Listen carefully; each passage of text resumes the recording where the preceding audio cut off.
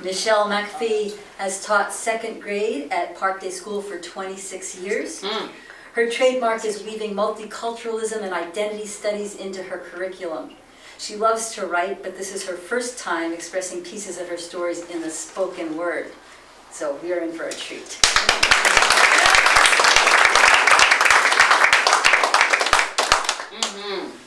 I was born in Irumagawa, Honshu, Japan, but I grew up on the East Coast, Cape Cod, Massachusetts. My dad was a pilot, an officer, and one day he came to us and said, "I'm retiring from the Air Force and we're moving to California.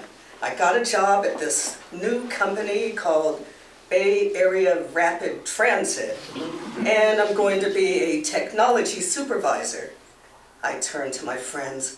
"We are moving to California! Yes! Sunshine, Golden Hills beaches. Yes!" One of my friends looked at me and said, "You know that state's fallen into the ocean. You're going to be underwater. At least I don't have to shovel snow out of the driveway." So we go to California. I'm really excited. I love school. First day of school. I walk in, thought I'd use the bathroom first before I go to social studies, and I look up and I see the writing on the wall, literally, "Go back to Africa." What? They had to be talking to me. I was the only black kid in the school. So I didn't have to worry about California going underwater. I was drowning in this sea of white, a speck of pepper in a sea of salt in not so pleasant Hill, California. So I go to social studies class and I sit in the back, still thinking about the writing on the wall. I don't want anybody to see me. And the teacher lays out the agenda. Today we're going to talk about slavery, which actually happened to end up being a good thing because it took an uncivilized, primitive people and taught them how to act within a cultured environment in society. It helped to mold them. What?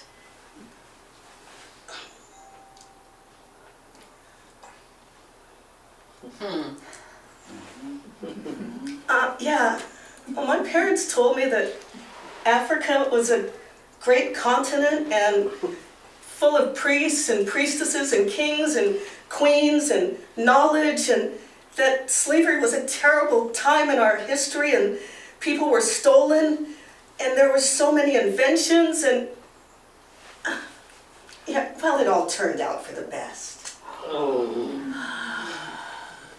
That's when I decided not to sit in the back row again, that I was going to sit in the front row where people would see me, where people would hear me. On to high school. We get to pick electives. I am electing to take drama. So I'm really excited. I'm going to try out for the part of Lucy and Charlie Brown. "Charlie Brown, you blockhead!"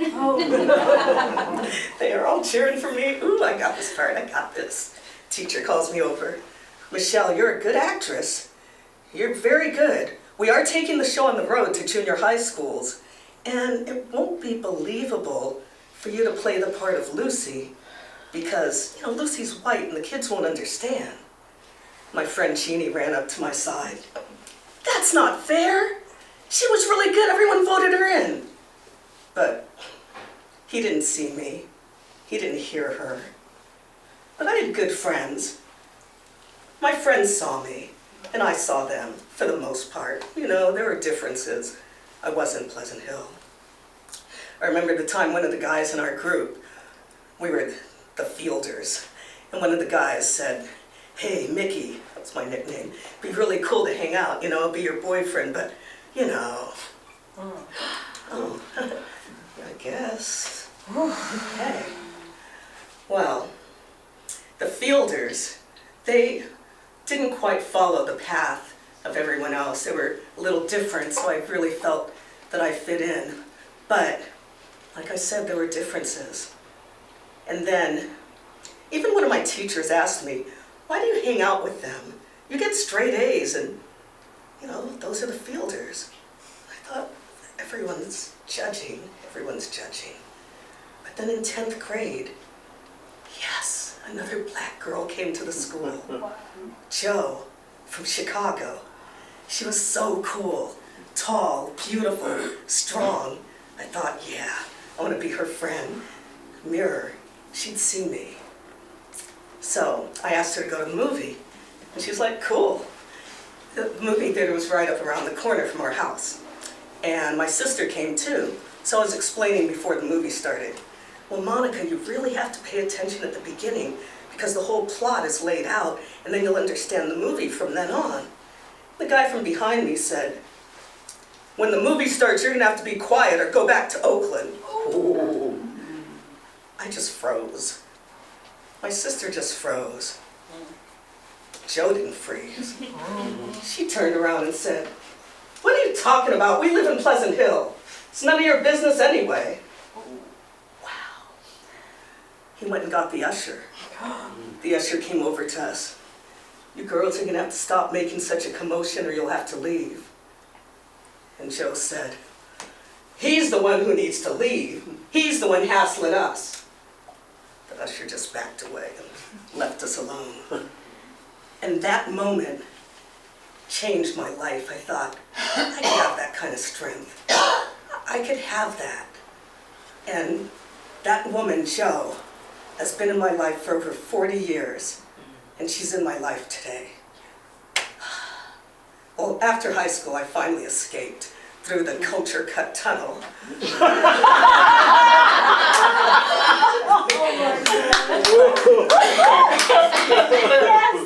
But before I left, this new guy moved into the neighborhood. He was really cute, fresh from the Italian Riviera, Maurizio. He'd say strawberries and football ball. I thought he was so cute. And while all the other kids are riding their bikes and playing tag, he was grappling with English. And we started to grapple with each other. And we fell in love. He reached into my soul and he held my heart. And one day he looked at me and said, Michelle, we belong together. We have to stay together. Will you marry me? Marriage? I just got into college. I just got out of this place. Marriage? I looked at him and said, okay. So we went to Berkeley and got a fake ID because he wasn't old enough. Took off to Reno. I was reported as a missing person. He was reported as a runaway. His uncle was looking for him. My parents were looking for him. The cops were looking for us. Right when we got back, we were split apart. But that night, he tapped on my window. Michelle, I must give you my baby, so they cannot keep us apart. And I just looked at him. I said, okay.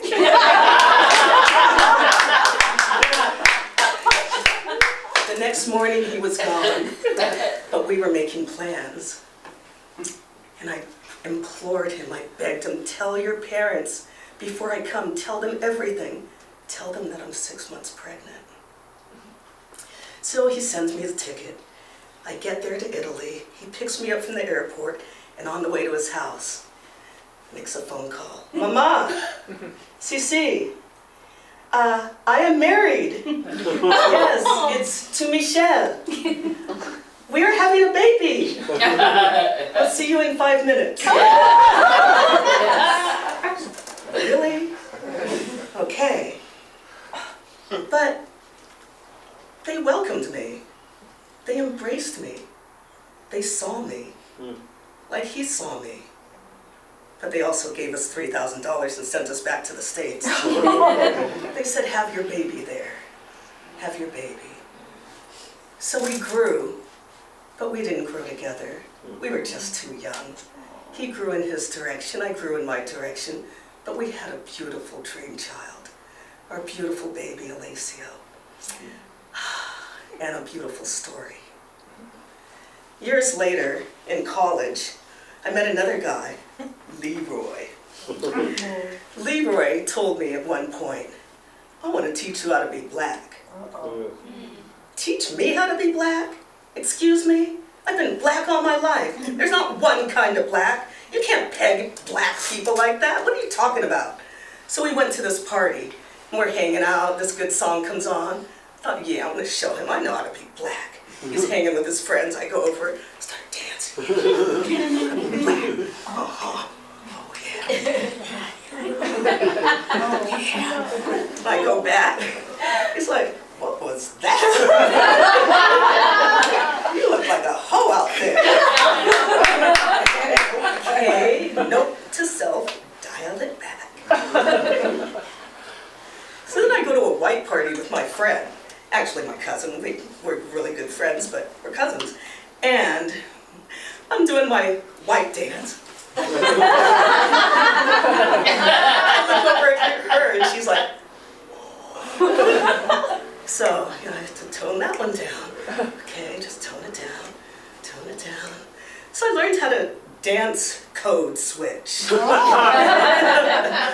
I realized that there's this white world, and there's this black world, and then you push them together.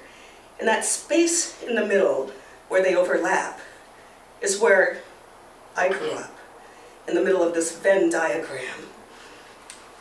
And I'd always pictured myself in the middle of this Venn diagram where I can see two worlds and speak across cultures and understand the nuances of both places. And then I realize, when I look around, that we're all in the middle of our own Venn diagrams, that we all have our differences that we're trying to figure out, the worlds we're trying to figure out, the places we straddle.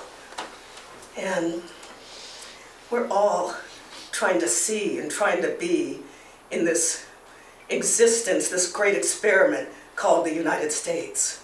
The mosaic of the US, that is us. And I went to a diversity training workshop not that long after that realization, and saw a film by Lee Mun-hwa called The Color of Fear. Went back and wrote a reflection on that. I want to share it with you. I am the color of fear. I dream of a space in this place called life, where our faces do not displace us. Consider me yearning. I am the color they fear. I remember the double take, shock and surprise upon seeing my face after only hearing my voice through a telephone wire. And I wonder, am I really what they desire? Consider me cynical. I'm the color that invites them to reach their quota, to demonstrate multiculturalism, to boast inclusiveness, so they won't fear being labeled fearful. Consider their box checked. I present the attitude, the blacktitude that is palatable for their fear. They breathe a sigh of relief when my accent hits their ear. Consider me safe, or am I?